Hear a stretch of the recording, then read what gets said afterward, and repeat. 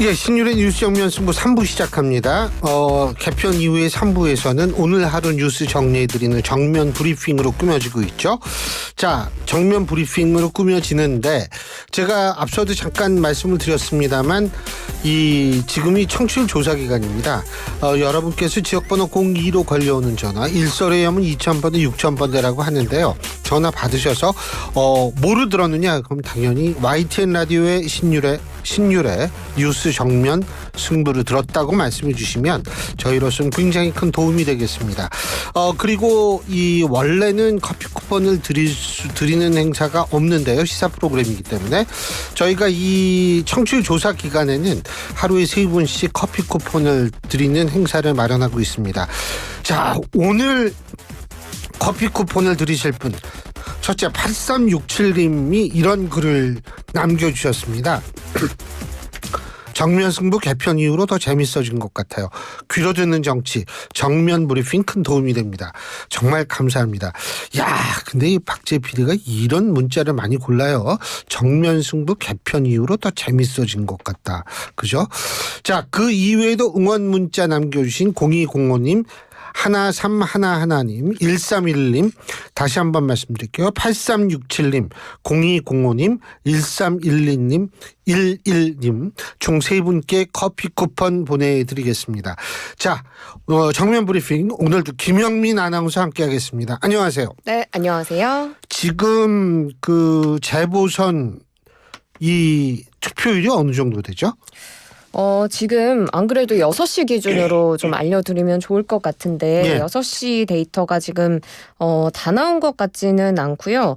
부산 금정구청장 같은 경우에는 6시 기준으로 43.3%를 기록했습니다. 그리고 전남 영광 같은 경우에는 68.2%, 전남 곡성은 지금 63.2%를 기록을 하고 있고요. 지금 서울시 교육감 보궐선거 20.3%로 집계가 되고 맞습니다. 있는 것으로 전해지고 인천 강화군 혹시 6시 나왔을까요? 인천 강화요. 55.7%입니다. 55.7%. 네. 요렇게 지금 나오고 있습니다. 안 찾아놨으면 큰일 날 뻔했어요. 55.7입니다. 네, 데이터가 이제 같이 막 우수수 나오고 있어서. 전라남도가 66.4%고요. 네. 사실 오늘 임시공휴일이 아니잖아요. 그렇죠. 그래서 낮 시간에 투표에 참여하기가 좀 어려우셨을 수 있을 것 같은데 지금 투표 시간 아직 좀 남았으니까 퇴근하고서라도 한 표 행사해 주시면 어떨까 싶습니다. 맞습니다. 자, 근데 본인은 투표했어요? 제가 지금 새벽부터 지금까지 그렇죠. 근무를 이어가고 있었어요. 맞아요. 네네. 충분히 이해는 할 텐데 그런데 어쨌든 이번 재보궐선거 이게 선거라는 건 큰 선거 작은 선거 없습니다. 그렇기 때문에 이 선거 자체가 주는 의미가 굉장히 크기 때문에 아직까지 투표를 하지 않으신 분들은 투표장에 지금이라도 좀 나가셔서 투표를 해 주시면 참 좋을 것 같아요. 예, 말씀 계속하시죠. 네. 예. 투표 이제 살펴봤고요. 이제 본격적으로 얘기를 해봐야 되거든요. 미국 대선에 관한 이야기인데 좀 이야기를 해보도록 하겠습니다. 지금 미 대선이 얼마 남지 않았는데요. 그 공화당의 트럼프 후보가 방위비 분담금 이야기를 다시 꺼냈습니다. 공화당 대선 후보 도널드 트럼프 전 대통령이 시카고에서 열린 시카고 경제클럽 주최 대담에서 이 방위비 분담금 얘기를 했는데 자신이 대통령으로 재임 하고 있다면 한국이 주한미군 방위비 분담금으로 연간 100억 달러를 지불했을 것이다. 이런 이야기를 했습니다. 그러면서 또 우리나라를 향해서 머니머신이다. 이런 이야기도 했거든요. 지금 한국이 부유한 나라니까 방위비 분담금을 많이 내야 한다. 사실 트럼프 후보가 대통령 때도 사실 이런 주장을 잖아요. 그런 이야기를 또 다시금 이런 논리를 내세우면서 한국에 이렇게 많은 돈을 요구할 수 있다. 이런 의미로 풀이가 되고요. 사실 트럼프 전 대통령이 재임 시절에 처음에는 자신이 연간 50억 달러의 방위비 분담금을 요구했는데 그때 한국이 미치려고 했다라면서 일단 20억 달러로 인상하고 그 이듬해에 50억 달러를 다시 요구하려고 했다. 이런 이야기를 했습니다. 그런데 이제 조 바이든 바이든 행정부가 출범이 되고 나서 이 방위비 분담금 합의가 뒤집히면서 여기에 대해서도 트럼프 대통령은 부끄러운 일이다 이렇게 주장하기도 했습니다. 머니머신이 캐시카우가 아니었으면 참 좋겠다는 생각이 드는데 이 북한에 관한 얘기도 했죠. 네, 맞습니다. 북한이 경의선과 동해선의 연결도로 일부 구간 폭파한 사실을 또 언급을 하면서 지금 한국이 러시아와 중국 또 여러 곳으로부터 단절된다는 걸 의미한다. 이렇게 의미 부여를 했거든요. 그런데 사실 이 남북 간의 도로를 통해서 중국, 러시아 이렇게 육로로 왕래하는 일은 사실은 목표였지 실현된 일은 아니었는데 마치 그게 왕래를 하고 있었던 것처럼 또 이야기를 하기도 한 겁니다. 그리고 트럼프 전 대통령이 자신의 소셜미디어 트루스 소셜 계정에 글을 올렸는데 북한이 막 철로를 폭파했다. 실제로는 도로죠. 이것은 나쁜 소식이라면서 오직 트럼프가 그것을 해결할 수 있다. 이렇게 주장하기도 했습니다. 그냥 막 던지는 거죠. 쉽게 얘기한다면. 아니 우리가 언제 중국 러시아를 육로로 갔어요. 예? 이러니까 참 그렇고 또 하나는 뭐냐면 아까 머니머신이라고 얘기를 했다고 하는데 방위 분담금 협상은 이미 타결됐잖아요. 네, 맞습니다. 이것도 좀 문제의 발언이라고 얘기할 수 있죠. 네, 이달 초에 이 2026년에 방위비 분담금을 타결을 했죠. 전년 대비 8.3% 오른 1조 5,192억 원으로 하고 2030년까지 5년간은 현행 국방비 증가율 대신에 소비자 물가지수 상승률을 반영해서 인상하는 걸로 합의를 했습니다. 예. 그런데 지금 트럼프 후보가 100억 달러 이야기를 하고 있는데 이게 지금 최근에 타결된 방위비 분담금의 무려 9배에 달하는 금액이거든요. 그런데 트럼프 후보가 만일 대통령이 되면 정말 재협상을 할 여지가 있는가? 이 부분을 좀 봐야 될 텐데 조현동 주미대사가 지난 11일에 이 국회 외교통일위원회 국정감사에서 미국이 의회 비준 동의를 받지 않아서 대통령 권한에 따라서 재협상 요구 가능성을 배제하지는 못한다. 이렇게 얘기를 했습니다. 그래서 만약에 트럼프 전 대통령이 재집권을 하면 이 방위비 분담금 재협상 요구가 현실화할 수도 있다. 이런 전망이 나옵니다. 만일 이거 다시 하자 그러면 우리는 한미 원자력 협정 재개정하자 그러면 됩니다. 그 원자력 협정이 우리한테 굉장히 중요한 의미를 갖거든요. 자주 국방이라는 측면에서. 어떻게 나오는지 봐야죠. 그리고 트럼프가 된다라는 보장도 없으니까.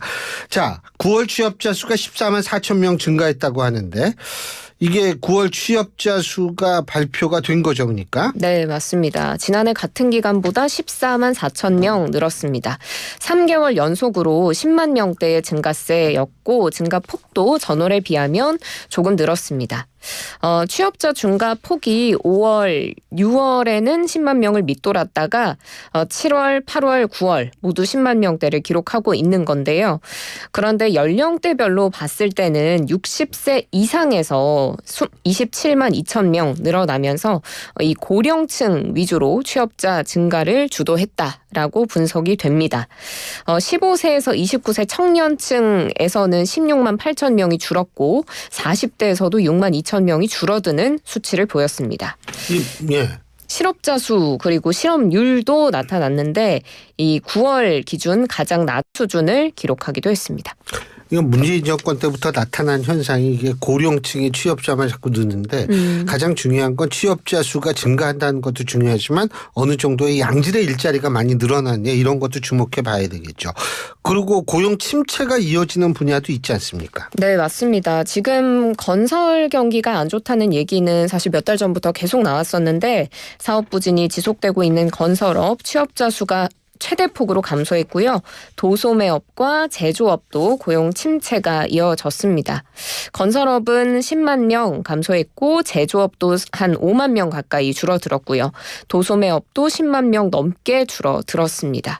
이 건설업 취업자 수가 역대 최대폭으로 감소하고 또 도소매업도 7개월째 감소세를 이어갔습니다. 자, 그리고 마지막 소식은 횡단보도 신호 연장이 확대된다 이 얘기인데요. 예, 이거는 아주 중요한 소식이에요. 네, 맞습니다.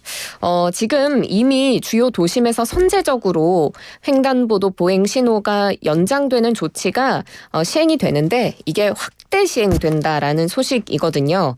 사실 저도 이 횡단보도 건널 때 약간 바쁘게 건너야 한다라는 맞아요. 느낌을 느낄 때가 있는데 뭐 고령자나 어린아이 노약자들은 그렇죠. 더 어려울 수가 있잖아요. 장애를 가지신 분들이나 뭐. 네, 맞습니다. 그래서 이 횡단보도의 보행 신호 시간을 사실 측정하는 기준이 있대요. 1m/s로 해가지고 1m당 1초로 사람이 이 횡단보도 길을 걷는다 이렇게 산출을 하는데 노인 보호구역과 어린이 보호구역으로 지정이 된 곳에서는 이걸 좀 고려해서 보행 속도를 0.7m/s로 좀 적용을 하고 있습니다. 예. 그런데 이런 보행 교통사고 건수가 계속 늘어나고 교통약자 수도 늘어나면서 이렇게 보호구역으로 지정이 되지 않은 지역들에도 추가적으로 이 보행 신호시간 연장을 추진한다라는 소식이 전해진 건데요.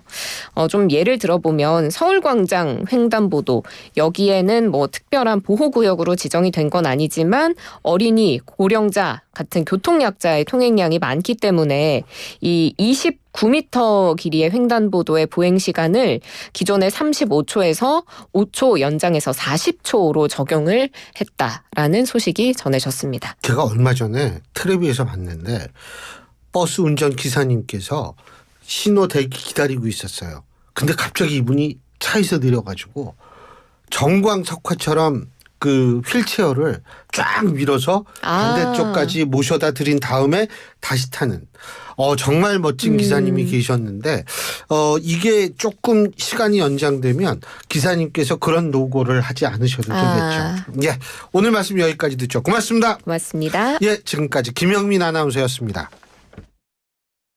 골프용품 살 땐 딜